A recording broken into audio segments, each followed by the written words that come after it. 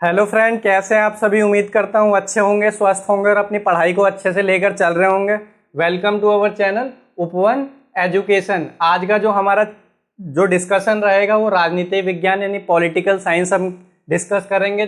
जो हम डिस्कस कर रहे थे कौन सा चैप्टर थर्ड डिस्कस कर रहे थे, जिसका नाम क्या, समसामयिक विश्व में दक्षिण एशिया। और इसका जो ये है पार्ट थर्ड है। तो आप लोगों से विनती है जाके पहले वो वाला पार्ट देख लेना, तब ये लेसन क्या है अच्छे से समझ में आएगा। तो पहले के लेसन में हमने बार बार रिपीट तो नहीं कर पाऊंगा, क्योंकि पहले वीडियो बना दिए तो बार बार रिपीट करने से क्या होता, वीडियो थोड़ी सी क्या हो जाएगी, लंबी हो जाएगी। तो जाके प्लीज़ उसको देख लेना। जो पहले की वीडियो में हमने क्या देखा था कि दक्षिण एशिया क्या होता है, उसमें भारत, पाकिस्तान, अफगानिस्तान, श्रीलंका, म्यांमार, मालदीव जैसे देशों उसके अंतर्गत शामिल होते हैं।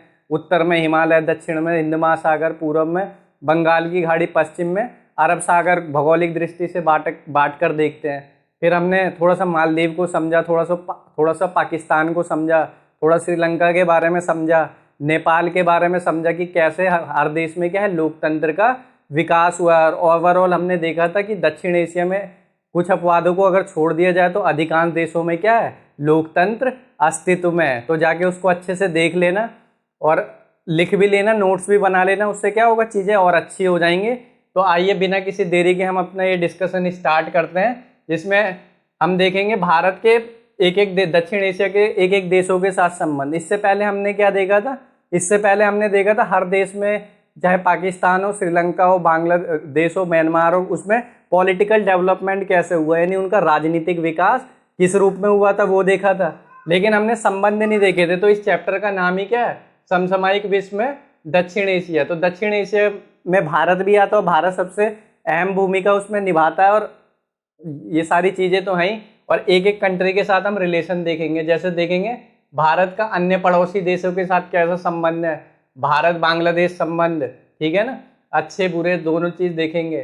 फिर भारत नेपाल संबंध समझेंगे, फिर भारत श्रीलंका संबंध समझेंगे, फिर भारत भूटान, फिर भारत मालदीव करके। तो एक एक करके आइए समझने का प्रयास करते हैं। जैसे हर के क्या होते हैं, एक दूसरे से संबंध होते हैं, अच्छे भी होते हैं, बुरे भी होते हैं। तो वो दोनों ही समझने का क्या करेंगे, प्रयास। आपके भी अगर किसी के साथ रिलेशन हो, मतलब जो भी हो, माता के साथ, पिता के साथ, और भी होते हैं, गर्लफ्रेंड के साथ, जो भी हो, तो वो सारी चीज़ें रहेंगी। कहीं पे अच्छी चीज़ें भी होती है और कहीं पे बुरी चीज़ें भी होती है। तो अच्छाई और बुराई दोनों होती है। तो आइए इसी अच्छाई बुराई के साथ हम क्या स्टार्ट करते हैं, भारत और बांग्लादेश संबंध।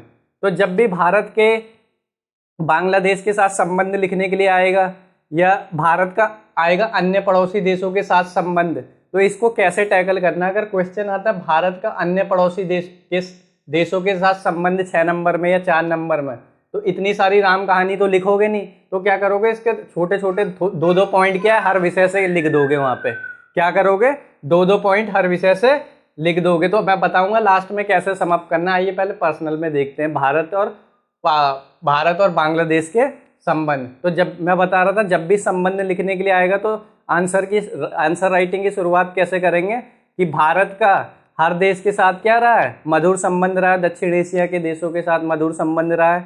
और ये लाइन लिख के क्या कर देंगे, फिर जिस भी देश के साथ आएगा, इसका संबंध, इस देश का संबंध भारत के साथ निम्नलिखित है, अच्छे और बुरे। तो पहले हम अच्छाई देखते हैं। पहले क्या, ये जो चारों पॉइंट है ना, ये वाले, ये क्या है, अच्छे संबंध है। कैसे हैं, अच्छे संबंध,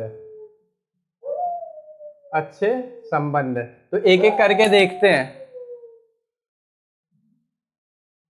हाँ, तो पहला पॉइंट क्या है, बांग्लादेश एक्ट ईस्ट नीति का हिस्सा है। किसका हिस्सा है, एक्ट ईस्ट नीति। मैंने बताया था एक्ट ईस्ट नीति क्या है। पहले इसको ईस्ट ईस्ट थोड़ा सा आउटसाइडिंग अगर नॉइस आए तो थोड़ा सा उसको इग्नोर कर देना। हाँ, तो मैं बता रहा था, थोड़ा अगर आउटसाइड नॉइस आए तो उसको थोड़ा सा मैनेज कर लेना अपना, क्योंकि बाहर से थोड़ी बहुत आवाज़ आएगी, लेकिन फिर भी मैं जो थोड़ी बहुत आवाज़ आएगी उसको निकाल दूंगा ऐप के माध्यम से। तो आइए इसको स्टार्ट करते हैं। तो मैं बता रहा था क्या, भारत एक्ट ईस्ट नीति का हिस्सा है। भारत का यानी बांग्लादेश जो है ना, बांग्लादेश भारत की एक्ट ईस्ट नीति का हिस्सा है। हमने देखा था एक्ट ईस्ट नीति में क्या था, एक्ट ईस्ट नीति तो इसका 2014 या 15 में जाके डेट देख लेना एक बार। वैसे मेरे हिसाब से 2014 में कर दिया था, लेकिन फिर भी आप एक बार डेट कंफर्म कर लेना कितना है, तो इससे पहले इसका नाम क्या था? 1991 में क्या था? Act east. क्या था? लुक ईस्ट पॉलिसी था। पहले इसका नाम क्या था? लुक ईस्ट पॉलिसी नाम था इसका पहले, जो बाद में 2014-15 में क्या कर दिया गया? एक्ट ईस्ट नीति। तो जो बांग्लादेश है भारत की एक्ट ईस्ट नीति का हिस्सा, यानी एक्ट ईस्ट नीति में है कि भारत जो है अपना दक्षिण पूर्व एशिया में क्या करेगा? विकास का काम करेगा। और दक्षिण पूर्व एशिया में जो विकास का काम करेगा वो म्यांमार के जरिए, यानी म्यांमार कहाँ पे पड़ता है? एक तरीके से दक्षिण पूर्व में ही पड़ता है। तो वह अगर मैप के ऊपर समझ है तो मैप को अच्छे से कर भी लेना और देखना जहाँ पे म्यांमार होगा ना, फिर म्यांमार के रास्ते भारत क्या कर सकता है? दक्षिण पूर्व एशिया में एंट्री कर सकता है और वहाँ पे क्या करेगा? अपना व्यापार वगैरह को बढ़ाएगा, निवेश करेगा, लाभ कमाएगा। तो इससे भारत को क्या हो जाएगा?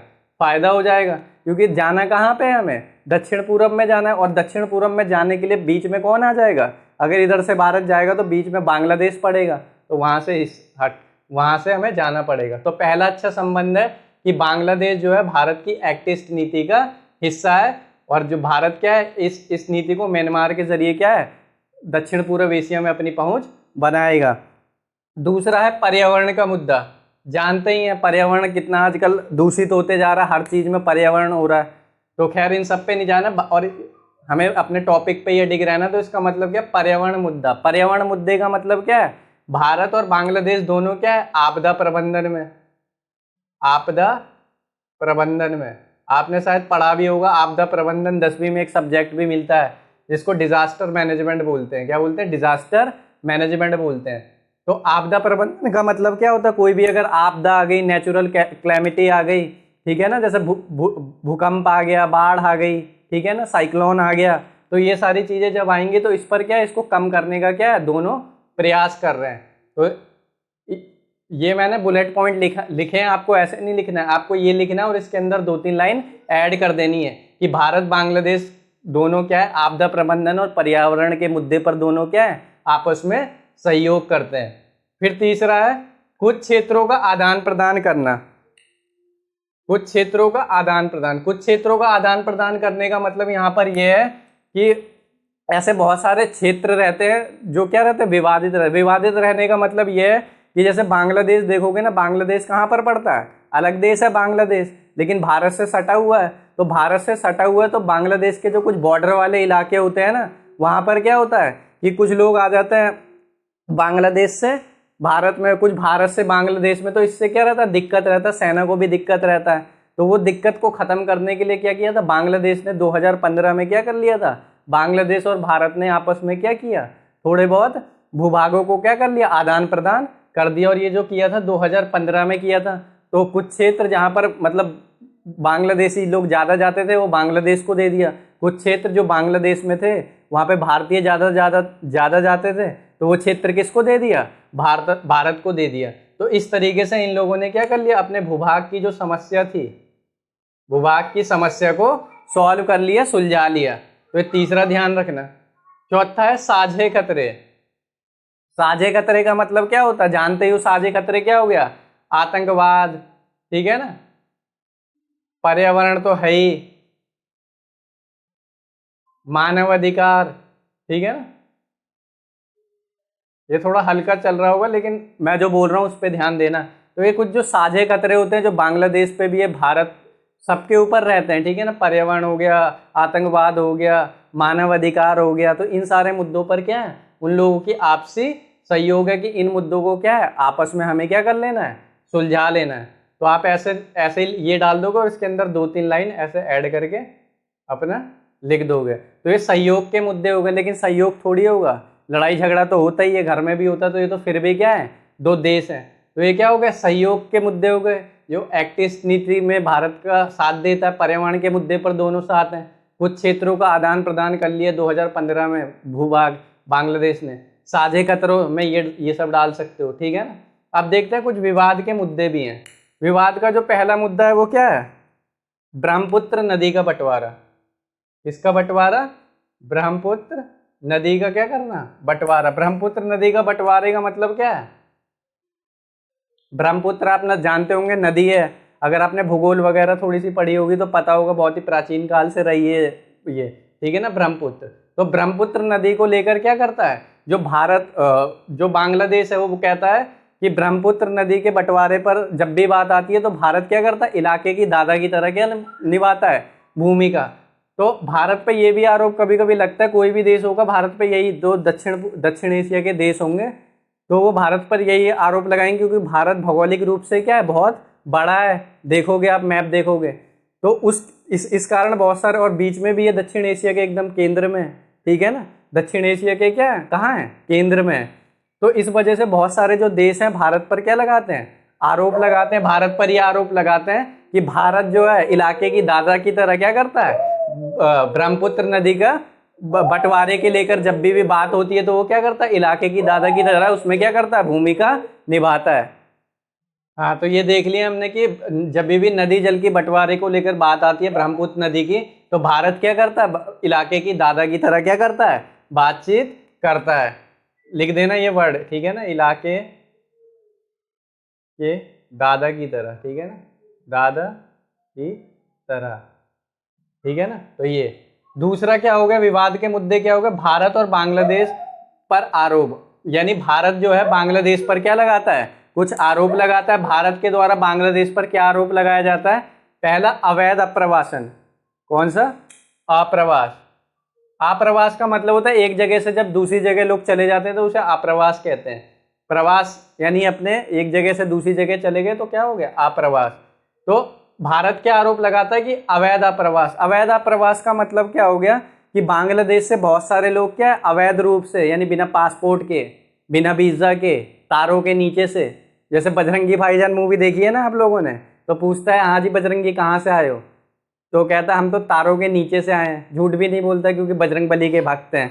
तो उसी तरीके से बहुत सारे लोग क्या होते हैं, अवैध अप्रवास। अवैध अप्रवास का मतलब क्या होता है, अवैध अप्रवास का मतलब होते हैं ना दूसरे तीसरे रास्ते, आपने देखे होंगे पिक्चरों में, इधर उधर से क्या कर जाते हैं, आ जाते हैं और तो भारत में घुस जाते हैं। तो क्या होता है, भारत की जो पॉपुलेशन है वैसे भी ज़्यादा है, तो इससे क्या होता है, दिक्कत होता है भारत को। और ज़्यादातर ये बंगाल में ज़्यादा होता है, बंगाल में, क्योंकि बंगाल सटा हुआ है वहाँ से, और बहुत सारे क्या करते हैं, वोट प्राप्त करने के लिए भी उनको मान्यता दे देते हैं कि वोट की क्या हो जाए, उनको प्राप्ति हो जाए।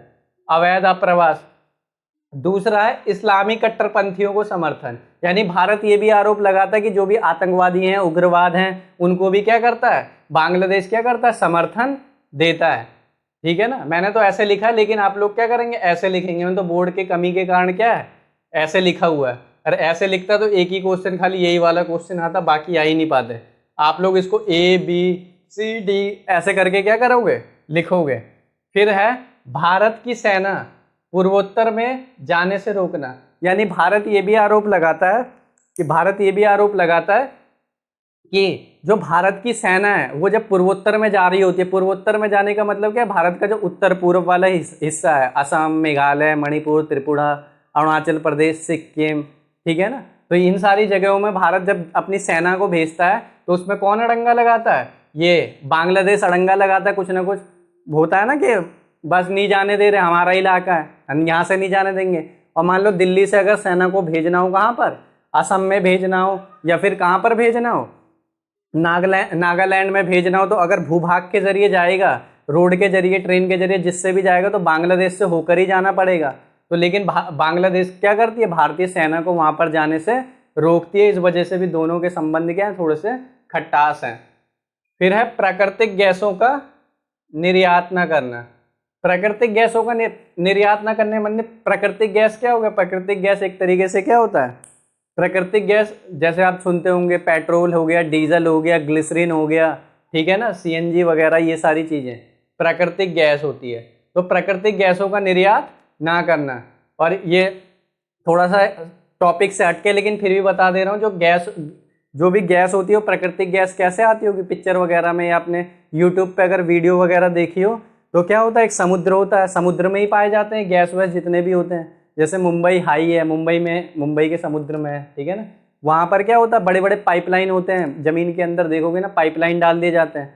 तो उस पाइपलाइन के माध्यम से वो क्या करता है, कीचड़ को कलेक्ट करते हैं। ये जो भी गैस होते हैं ना, वो क्या होता है, कीचड़ के रूप में होते हैं। जैसे कीचड़ होता है ना, तो उस कीचड़ को क्या करते हैं, उस पाइप के थ्रू फैक्ट्री में लेके आते हैं। और जब उस फैक्ट्री में आ जाता है तो उसको क्या कर देते हैं, एक मैकेनिज्म उनका जो भी होता है, उसके माध्यम से प्रेशर डाल के क्या करते हैं, पेट्रोल बन जाता है, डीजल बन जाता है, ग्लिसरीन बन जाता है, ठीक है ना, और अंततः क्या बनता है, CNG, ये सारी चीज़ें बन जाती हैं, ठीक है ना।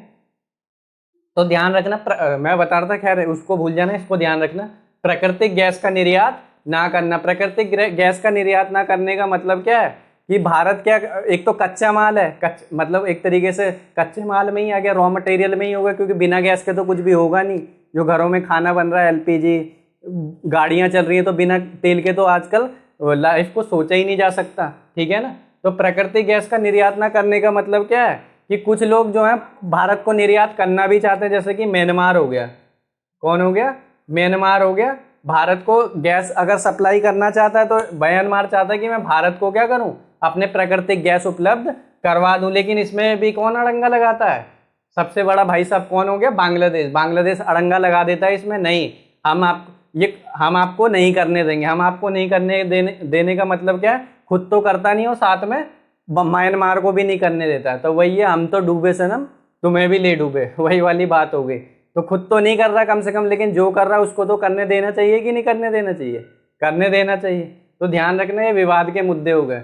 भारत क्या आरोप लगाता है बांग्लादेश पर? अवैध प्रवास का, इस्लामी कट्टरपंथी को सपोर्ट, भारतीय सेना को पूर्वोत्तर में जाने से रोका जाता है, और प्राकृतिक गैस का निर्यात न करना, और जो निर्यात करना चाहता है म्यांमार, उसको भी निर्यात नहीं करने देता है।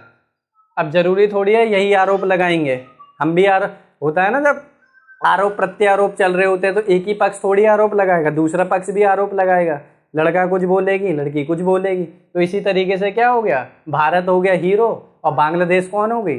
हीरोइन हो गया। हीरो ने तो बहुत सारे आरोप लगा लिए हैं कि भैया तो नदी के मसले, मतलब ये सारी बातें जो भी थी, अवैध प्रवास कर रहा है, इस्लामी कट्टरपंथी, गैस तो हम भेजना चाह रहे हैं लेकिन किसी वजह से तुम भेज नहीं पा रहे हो, ये सारे आरोप तो लग रहे हैं। लेकिन अब क्या, हीरोइन की बारी आ गई। हीरोइन बोल तो एक्ट्रेस की बारी आ गई, ठीक है ना। तो अब एक्ट्रेस मतलब बांग्लादेश क्या करेगा अब एक्टर पे, यानी भारत पे क्या लगाएगा, आरोप लगाएगा। देखते हैं क्या है, बांग्लादेश के आरोप लगाती है। वही है, इसका एक ही वही रहता है, नदी जल के बंटवारे पर इलाके की दादा की तरह भूमिका निभाना। नदी जल के बंटवारे पर इलाके की दादा, वही जब भी बांग्लादेश ये आरोप लगाता है भारत पर कि भारत जो है हमेशा पानी का या जल का जब भी बंटवारे की बात आती है तो इलाके की दादा की तरह क्या है, भूमिका निभाता है, ठीक है ना। और उसको ब्रह्मपुत्र नदी से जल लेने से क्या करता है, रोकता है। उसके बाद है चटगांव में विद्रोह। ये बहुत ही इंपॉर्टेंट क्षेत्र है चटगांव। पहले बांग्लादेश में, पहले भारत में ही था, क्योंकि बांग्लादेश ही भारत में बंगाल में पड़ता है चटगांव, ठीक है ना। तो चटगांव में विद्रोह, जैसे ये बोलता है ना, जैसे ये बांग्लादेश भारत आरोप लगा रहा है कि तुम इस्लामी कट्टरपंथियों को बढ़ावा देते हो, तो कहते हैं हम तो देते ही, तुम थोड़ी कम हो, तुम भी हमारे जो चटगांव वाला इलाका है उसमें भी क्या करते हो, विद्रोह को बढ़ावा देते हो। और ये चटगांव ना एक ऐतिहासिक रूप से बहुत इंपॉर्टेंट है। जब भारत का आंदोलन चल रहा था, स्वतंत्रता संग्राम, तो उसमें एक स्वतंत्रता सेनानी थे जिनका नाम था सूर्य सेन। क्या नाम था? सूर्य सेन। क्रांतिकारी थे, ठीक है ना। ऐसे ही बता दे रहा हूँ, भूल जाना, और याद करने वाले कर लेना, और रट्टू की तरह रट लेना, जो रटने वाले हो गए क्या ही रटोगे। तो ये थे सूर्य सेन, थे यहाँ पे एक बहुत ही फेमस थे, ठीक है ना। इनको मास्टर दा कहा जाता था। क्या कहा जाता था? मास्टर दा के नाम से इनको जाना जाता था, सूर्य सेन। तो वहीं पर यानी चटगांव, यानी सूर्य सेन वाली धरती पर, जो आज के डेट में कहाँ पर है, बांग्लादेश में चली गई, पर्वतीय इलाका है। तो यहाँ पे क्या करता है भारत, जो है क्या करता है, विद्रोह को बढ़ावा देता है। ये क्या है, बांग्लादेश की सरकार का मानना है।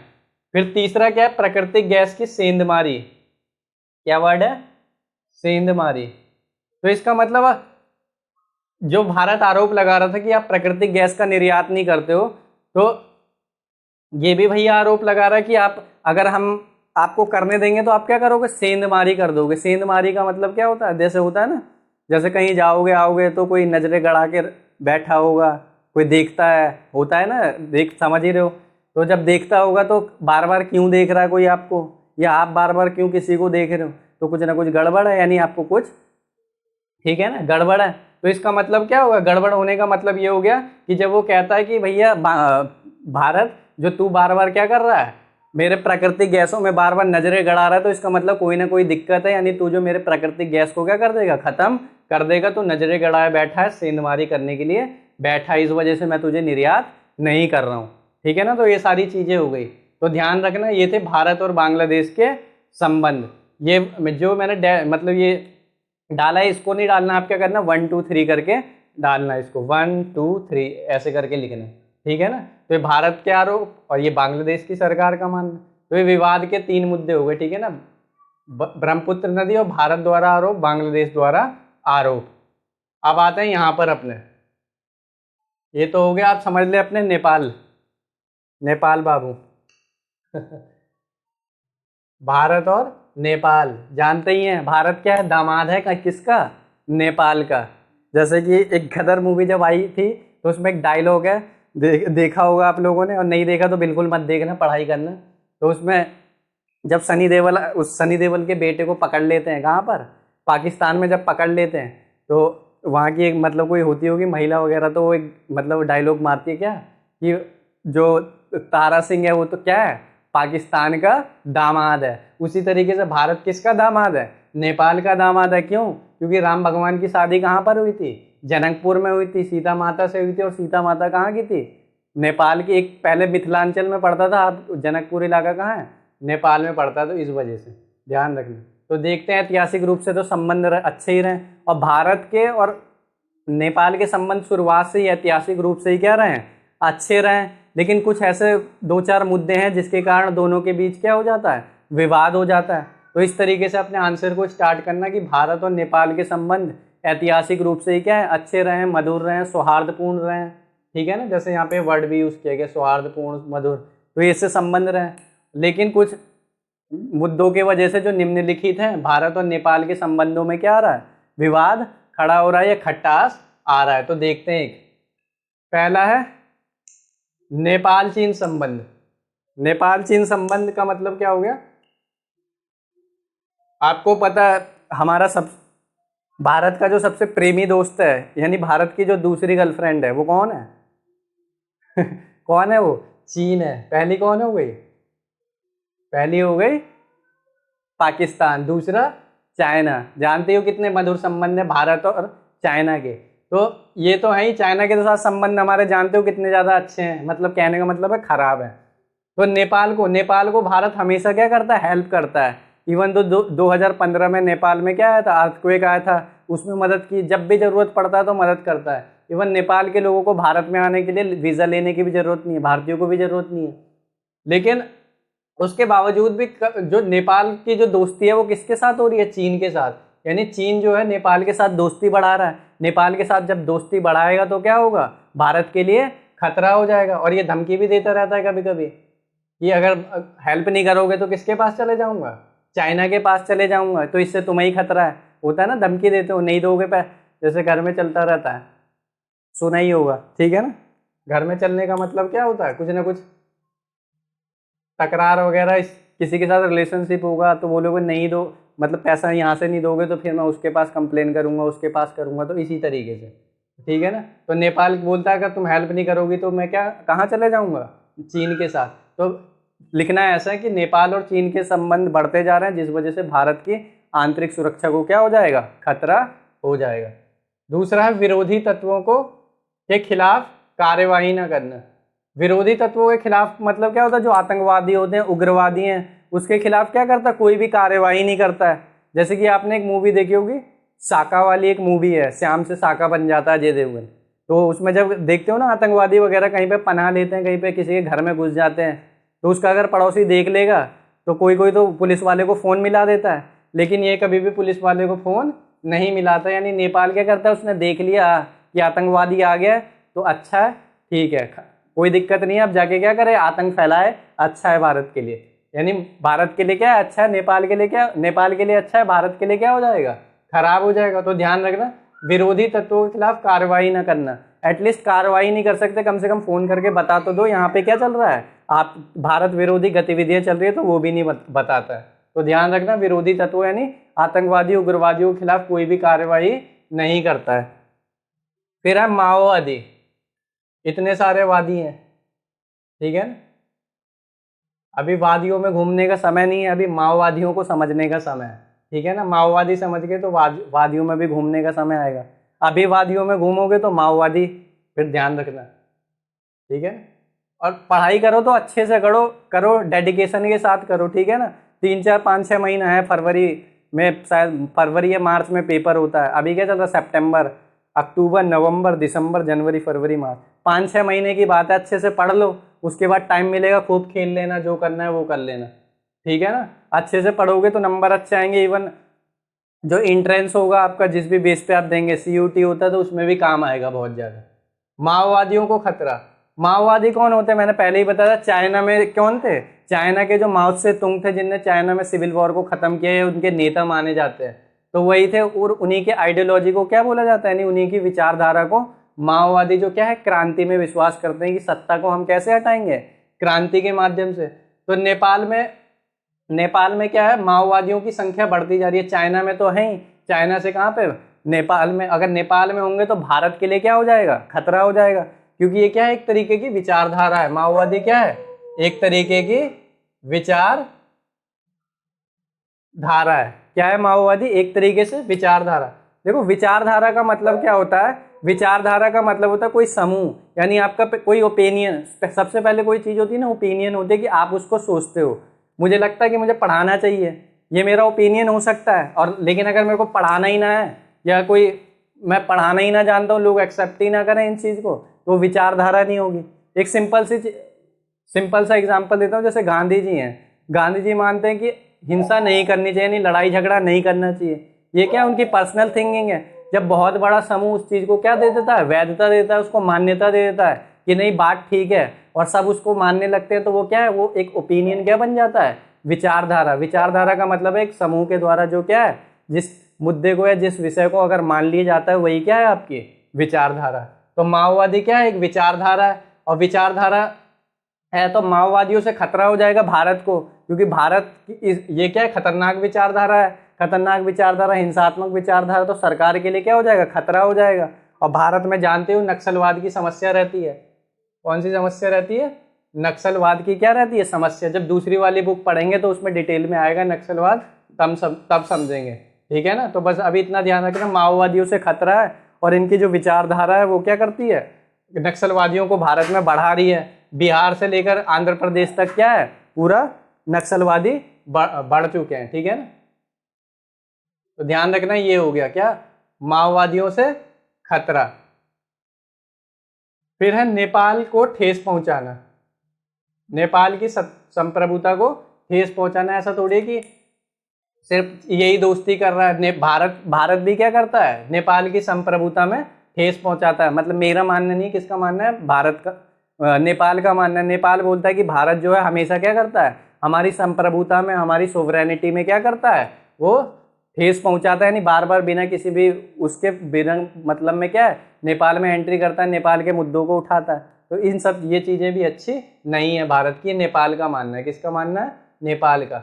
और संप्रभुता का मतलब क्या होता है, संप्रभुता का मतलब होता है हर देश क्या है, संप्रभु है, उसमें कोई भी बाहरी शक्ति क्या है, किसी भी देश के आंतरिक मामले में हस्तक्षेप नहीं करेगी। लेकिन नेपाल बोलता है भैया आप जो हो हमारे नेपाल में हस्तक्षेप करते हो, तो ध्यान रखना, ठीक है ना। लेकिन इन तमाम मुद्दों के बावजूद भी क्या है, भारत और नेपाल के संबंध वर्तमान में क्या है, अच्छे हैं। दोनों के बीच क्या हो रहा है, सहयोग बढ़ रहा है। सहयोग कौन कौन से क्षेत्र में बढ़ रहा है, व्यापार हो रहा है दोनों के बीच अच्छा खासा, वैज्ञानिक सहयोग, यानी दोनों अपनी टेक्नोलॉजी को क्या कर रहे हैं, विकसित कर रहे हैं। साझे प्राकृतिक संसाधन, यानी जो भी प्राकृतिक संसाधन है उनको दोनों क्या कर रहे हैं, उपयोग कर रहे हैं। बिजली उत्पादन कर रहे हैं ताकि क्या हो, ज़्यादा से ज़्यादा उसका यूज हो सके। और जल प्रबंधन, तो इन सारी चीज़ों पर क्या है, सहयोग है। तो ये एक चीज़ ध्यान रखना, जब भी आंसर लिखने के लिए आएगा तो कैसे लिखोगे, भारत और नेपाल के संबंध ऐतिहासिक रूप से क्या है, मधुर रहे हैं, सौहार्दपूर्ण रहे हैं। लेकिन कुछ कारणों के वजह से कुछ कारणों के वजह से दोनों के संबंधों में क्या थोड़ी सी खटास रहती है। 1 2 3 4, ठीक है ना। और फिर क्या करोगे, एक जब ये लिख दोगे तो फिर बाद में क्या करोगे, एक मतलब एक लाइन छोड़ देना है, 2 लाइन छोड़ देना।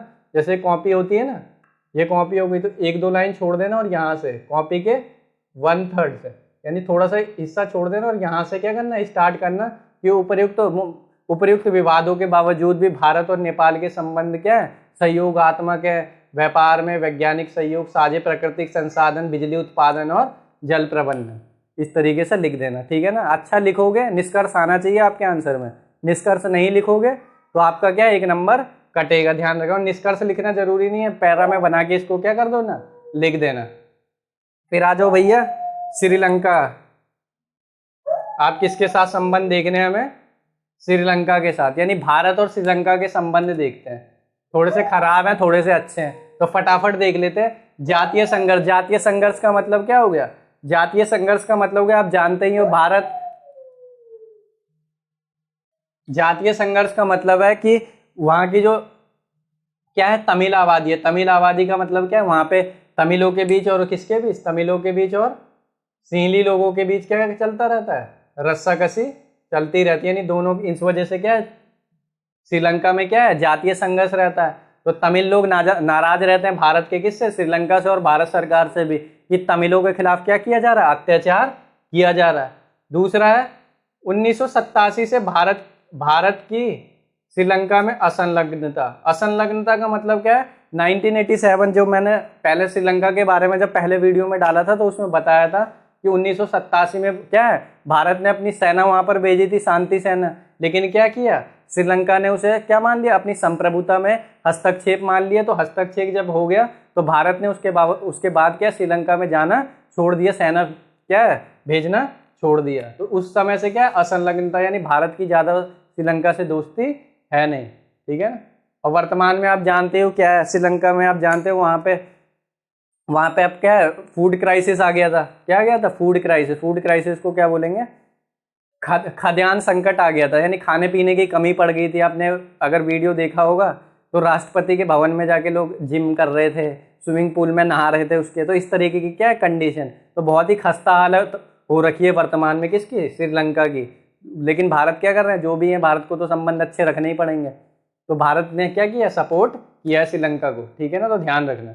तो ये असंलग्नता, ये दो क्या हुए, खराब हो गए, 1 और 2। और अच्छे संबंध कहाँ पे? मुक्त व्यापार होता है, यानी शुल्क वगैरह क्या लगेगा, कम लगेगा।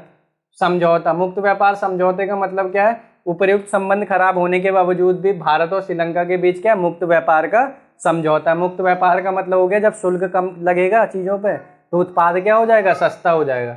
उसमें मत पढ़ो, बस अभी इतना ही समझ लो। फिर है भारत द्वारा श्रीलंका को आर्थिक सहायता, यानी भारत क्या करता है, श्रीलंका को आर्थिक सहयोग करता है, जैसे वर्तमान में कर रहा है। उसमें फूड क्राइसिस, पैसों की कमी आ गई, तो भारत क्या कर रहा है, यूएन में जाके भी श्रीलंका को क्या कर रहा है, सपोर्ट कर रहा है। तो इसने कितने भी क्या कर दिए, मतलब श्रीलंका से संबंध अच्छे रहे ना रहे, लेकिन फिर भी भारत ने क्या किया, उसको वर्तमान में सपोर्ट किया है, ध्यान रखना। अब आ जाओ भारत भूटान के संबंध। किसके? भारत और भूटान। भूटान के साथ भारत के हमेशा से ही संबंध क्या रहे, अच्छे रहे। क्या हुआ था एक बार भूटान में, क्या हुआ था, कुछ उग्रवादी आ गए थे, कुछ उग्रवादी वगैरह आ गए थे कि भारत में क्या करना चाह रहे थे, वो लोग भारत में आतंकवादी गतिविधियां फैलाना चाह रहे थे। लेकिन भूटान ने क्या किया, उन उग्रवादियों को और गोरिल्लों को वहां से क्या कर दिया, खदेड़ दिया। खदेड़ने का मतलब भगा दिया। और गोरिल्ला का मतलब हो गया कि जो छुप छुप कर जो लड़ाई करते हैं ना, उसको गोरिल्ला युद्ध बोलते हैं। तो उन लोगों को क्या कर दिया, वहां से खदेड़ दिया, भगा दिया। तो जिस वजह से क्या है, भारत को बहुत ही क्या मिली, हेल्प मिली, भारत की सुरक्षा हुई, नहीं तो भारत में हमला हो सकता था। तो इस वजह से भारत और भूटान के संबंध क्या रहते हैं, अच्छे हैं शुरुआत से। और भारत भी हमेशा क्या करता है, भारत द्वारा भी भूटान में क्या किया था, पनबिजली, यानी वहाँ पे पनबिजली में क्या किया जाता है, सहयोग किया जाता है। और भारत द्वारा सबसे अधिक अनुदान। अनुदान का मतलब जब भी हेल्प की बारी आती है, एक तो दान होता है, दान का मतलब पैसा दे दिया, वापस नहीं लेना होता। अनुदान का मतलब पैसा तो दिया, लेकिन उस पर जो ब्याज वगैरह है वो कम लेगा, ठीक है ना। तो ये सब होता है, इसमें टेक्निकल में नहीं जाना, बस इतना समझना, भारत सबसे ज़्यादा उसको अनुदान देता है। ये क्या हो गया, भारत और भूटान। अब थोड़ा सा ये भी समझ लेते हैं, भारत और मालदीव के संबंध। भारत और मालदीव आप जानते हो एक द्वीप देश है ना, द्वीपीय देश है। द्वीपीय देश का मतलब जो है चारों तरफ से जो पानी से घिरा होता है उसको क्या बोलते हैं, मालदीव। और एक काम आप लोग कर सकते हैं, वैसे तो पेपर में पूछेगा नहीं पूछेगा, जितने भी देश आ रहे हैं उन देशों की क्या है, राजधानी को एक बार जाके क्या करना, देख लेना। पता ही होगी लेकिन फिर भी जाके क्या करना, देख लेना और लिख लेना। भारत और मालदीव, भारत और मालदीव के संबंध भी क्या है, अच्छे रहे। आपको पता ही 1967 तक क्या था, वहां पे सल्तनत काल था, लेकिन वर्तमान में क्या है, वर्तमान में संसदीय प्रणाली यानी लोकतंत्र है वहां पे। एक बार क्या हुआ था, 1988 की घटना है। कब की है, 1988 में क्या हुआ था, ध्यान रखना, 1988 में क्या हुआ था, जो कुछ तमिल सैनिक थे वो कहाँ पर हमला कर रहे थे, मालदीव में हमला करने के लिए पहुंच गए। जब मालदीव में हमला करने के लिए पहुंच गए तो क्या हुआ, मालदीव को सहयोग की ज़रूरत पड़ी। जब मालदीव को सहयोग की ज़रूरत पड़ी तो मालदीव ने किसको याद किया, होता है ना कि हमें पता होता हम किसी को, सामने वाले को कितना भी बोल लें, कितना भी गरिया दें, गाली दे दें, ठीक है ना, लेकिन हमें पता होता जब हमें ज़रूरत पड़ेगी तो वो व्यक्ति क्या हो जाएगा, आ जाएगा। वैसे ही जब क्या किया, अब वैसे तो हमेशा से अच्छे संबंध रहे, वर्तमान में थोड़े बहुत ख़राब भी हैं खैर, लेकिन इसको समझना, जब 1988 में क्या किया, तमिल सैनिकों ने वहाँ पर आक्रमण कर दिया कहाँ पर, मालदीव में। तो मालदीव ने सहयोग मांगा, किससे, भारत से सहयोग मांगा। तो भारत की नौसेना ने और किसने, वायुसेना ने, भारत की नौसेना ने और वायुसेना ने क्या किया, मदद की। भारत सरकार ने बोला अपनी नौसेना भेज दी, वायुसेना इवन हवाई जहाज, लड़ाकू विमान भेज दिए, जाओ इन्हें ख़त्म करके आओ। तब से लेकर के भारत के और मालदीव के संबंध ठीक हैं, लेकिन वर्तमान में थोड़े से ख़राब हैं। ख़राब का मतलब ऐसे, एक बार योगा डे चल रहा था, यानी जो 21 जून को मनाते हैं ना, योगा डे मनाते हैं, हाँ 21 जून को योगा डे मनाते हैं। तो 21 जून, हाँ 21 जून ही है, ठीक है, 21 जून को योगा डे बनता है। तो योगा डे वाले दिन क्या हुआ था, मालदीव में कुछ लोग क्या है, ग्राउंड में योगा कर रहे थे, तो मतलब आए कुछ कट्टरपंथी और मारपीट के भगा दिया, ठीक है ना। तो हिंदू विरोधी भी बहुत सारे वहाँ पे संगठन है, तो इस कारण खैर इतना ही ध्यान रखना ये, क्योंकि आपके उसमें लिखा हुआ है। और दूसरा यहाँ पे नीचे जगह नहीं थी तो मैंने यहाँ लिख दिया, भारत जो है मालदीव को आर्थिक विकास में सपोर्ट करता है, उसके पर्यटन में, यानी जो ये मालदीव है ना, वो पर्यटन से भी क्या कमाता है, बहुत पैसा कमाता है पर्यटन से, मत्स्य यानी मछली पालन वगैरह जो होता है उसमें भी सहयोग करता है। तो इन सारे क्षेत्रों में क्या करता है, आर्थिक सहयोग करता है भारत, आर्थिक विकास के लिए, पर्यटन में, मत्स्य में, तो इन सारी चीज़ों में क्या करता है, भारत सहयोग करता है। तो ये सारी चीज़ें थी जिसमें हमने क्या देखा, भारत बांग्लादेश संबंध देखे, और फिर भारत नेपाल संबंध, फिर भारत भूटान संबंध, भारत श्रीलंका संबंध, भारत मालदीव संबंध हमने क्या है देखें। इसको मैं मिटा दे रहा हूँ, आप क्या ले लेना, इसका स्क्रीनशॉट ले लेना, ठीक है ना, और ये सब भी इसमें ऐड कर लेना, ठीक है ना। तो ये था आज का हमारा पूरा लेक्चर, और कुछ भी अगर वीडियो में आपको कमी लगती है तो प्लीज़ क्या करें, उसको बताएं, कमेंट बॉक्स में अपना फीडबैक दें, उससे क्या करें होंगी, चीज़ों में सुधार आएंगे। और अगर आपको वीडियो पसंद आती है तो अपने दोस्तों में लाइक करिए, शेयर करिए, सब्सक्राइब करिए, ठीक है ना, और ज़्यादा से ज़्यादा वीडियो को आगे बढ़ाइए, ठीक है ना। आज के लिए लेक्चर इतना ही रखते हैं, thank you and keep smiling always. आप ले लीजिए, क्या स्क्रीनशॉट ले लीजिए।